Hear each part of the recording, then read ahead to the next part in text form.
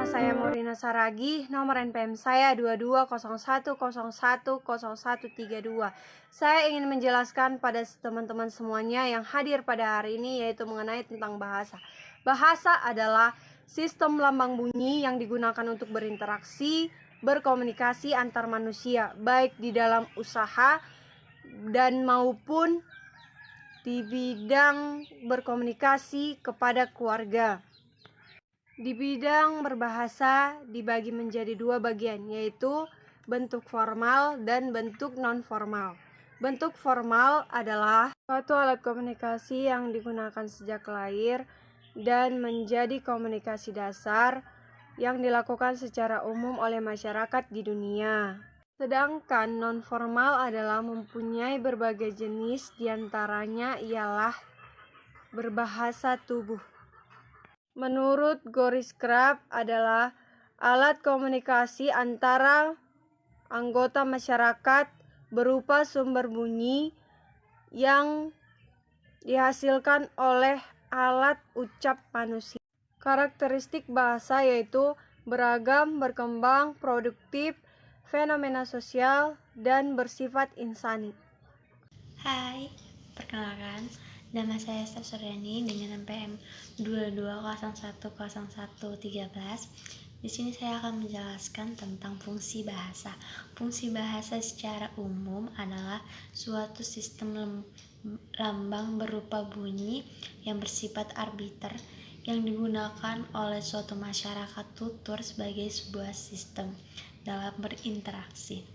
Menurut Kerap, fungsi bahasa ada 4, yaitu yang pertama, sebagai alat atau media komunikasi. Tentu dalam bersosialisasi ataupun dalam berinteraksi individu dengan individu ataupun individu dengan kelompok atau kelompok dengan kelompok, tentu harus menggunakan bahasa sebagai alat komunikasi dalam penyampaian perasaan, saran, kritik dari sebagai penghubung dalam bersosial. Yang kedua, sebagai alat untuk mengekspresikan diri. Sebagai alat untuk mengekspresikan diri ini terbagi menjadi 2. Yang pertama dengan menggunakan isyarat tubuh ataupun dengan isyarat berupa kata. Yang pertama adalah dengan isyarat tubuh. Mengekspresikan diri dengan menggunakan isyarat tubuh adalah dengan menggunakan organ tubuh yang ada pada kita, seperti mimik wajah ataupun raut muka ataupun dengan organ tubuh lainnya yang menggambarkan ekspresi kita atau sebagai alat untuk mengekspresikan perasaan kita, seperti misalnya kita sedang marah ataupun kita sedang bahagia, kita dapat mengekspresikannya atau kita dapat menggambarkannya dengan menggunakan tubuh kita ataupun organ tubuh kita. Yang kedua adalah sebagai alat untuk mengekspresikan diri dengan berupa kata. Ini adalah suatu mengekspresikan diri dengan menggunakan bahasa yang berkata-kata ataupun dengan omongan ataupun sebagai omongan yang sebagai untuk penghubung atau mengekspresikan diri kita menggunakan kata-kata kita. Misalnya saat kita sedang marah, kita menggunakan bahasa yang menunjukkan kalau kita marah ataupun ada penekanan dalam bahasa kita.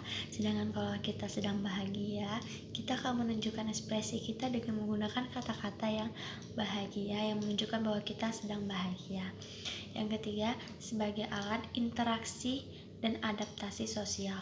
Tentu dalam interaksi dan beradaptasi, kita harus menggunakan bahasa untuk berkomunikasi dan berinteraksi. Misalnya, saat kita bergabung atau berjumpa dengan orang lain yang baru ataupun yang sudah kita kenal, tentu kita harus menggunakan bahasa dalam berinteraksi dan beradaptasi sosial. Biasanya sebagai alat interaksi dan adaptasi sosial ini dapat menggunakan dua bahasa. Yang pertama bahasa formal, yang kedua bahasa non formal. Bahasa formal adalah bahasa yang menggunakan bahasa kamus yang menurut tuntunan Kamus Besar Bahasa Indonesia atau menggunakan bahasa baku. Ini biasanya digunakan di saat acara-acara formal ataupun acara resmi ataupun dengan orang yang lebih tua dengan kita menggunakan bahasa formal. Misalnya, bolehkah saya duduk di sebelah kamu? Yang kedua, biasanya berinteraksi itu juga bisa dapat menggunakan bahasa yang non formal. Biasanya ini sering kita gunakan atau sering kita pakai dalam kehidupan sehari-hari dengan teman ataupun dengan sahabat ataupun dengan orang lain yang menggunakan bahasa tidak formal ataupun tidak baku. Misalnya dengan menggunakan bahasa aku boleh nggak sih minta makanan kamu? Aku boleh nggak sih duduk di sebelah kau? Dengan menggunakan bahasa yang tidak formal. Biasanya ini sering digunakan dalam kehidupan sehari-hari kita karena biasanya bahasa tidak formal ini sering kita ucapkan di kehidupan sehari-hari kita. Nah, yang keempat, sebagai alat kontrol sosial. Sebagai alat kontrol sosial ini adalah dalam sosial tentu ada batasan-batasan. Biasanya bahasa sebagai kontrol sosial ini adalah memilah, dimana misalnya orang yang lebih muda berbicara dengan orang yang lebih tua itu harus menggunakan bahasa yang baku atau bahasa yang sopan. Ini sebagai alat kontrol sosial yang tidak menimbulkan perpecahan ataupun yang tidak menimbulkan permasalahan atau perdebatan, yang sebagai alat kontrol sosial yang dapat menyatukan, misalnya mengkritik, memberi saran dengan menggunakan bahasa yang baik dan yang benar. Dan di sini saya juga akan menjelaskan tentang karakteristik bahasa. Yang pertama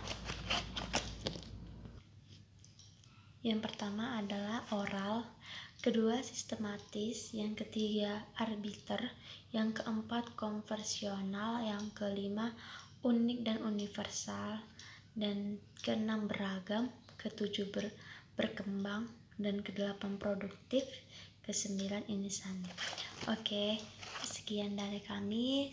Lebih dan kurangnya mohon maaf. Terima kasih sudah melihat video kami.